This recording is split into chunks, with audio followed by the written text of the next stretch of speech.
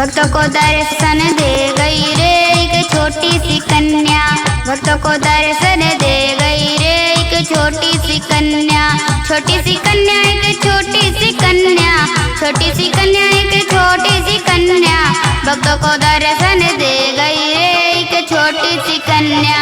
भक्तों को दर्शन दे गई रे एक छोटी सी कन्या।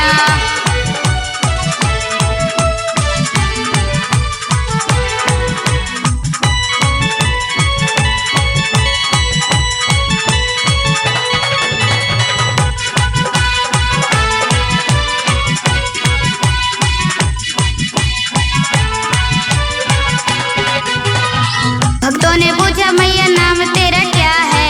भक्तों ने पूछा मैया नाम तेरा क्या है। वैष्णो देवी बता गई रे एक छोटी सी कन्या। वैष्णो देवी बता गई रे एक छोटी सी कन्या। भक्तों को दर्शन दे गई रे एक छोटी सी कन्या। भक्तों को दर्शन दे गई रे एक छोटी सी कन्या। जय माता दी।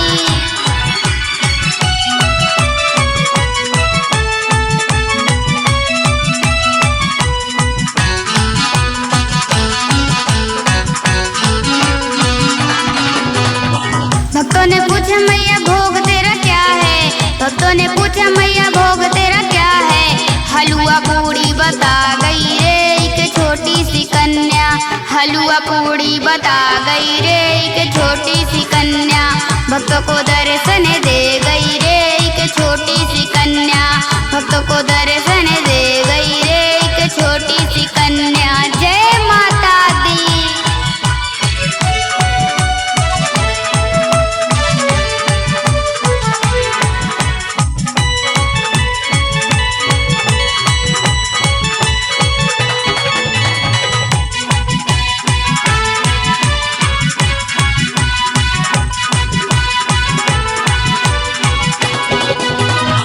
भक्तों ने पूछा सवारी तेरी क्या है। भक्तों ने पूछा सवारी तेरी क्या है। शेर सवारी बता गई रे एक छोटी सी कन्या। शेर सवारी बता गई रे एक छोटी सी कन्या। भक्तों को दर्शन दे गई रे एक छोटी सी कन्या।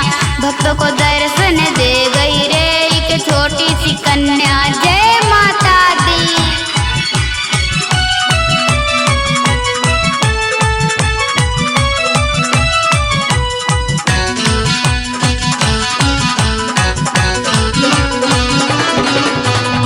भक्तों ने पूछा मैया धाम तेरा क्या है। भक्तों ने पूछा मैया धाम तेरा क्या है। त्रिकुट पर्वत बता गई रे एक छोटी सी कन्या। त्रिकुट पर्वत बता गई रे एक छोटी सी कन्या। भक्तों को दर्शन दे गई रे एक छोटी सी कन्या। भक्तों को दर्शन दे गई रे एक छोटी सी कन्या। छोटी सी कन्या एक छोटी सी कन्या। छोटी सी कन्या एक छोटी सी कन्या। भक्तों को दर्शन दे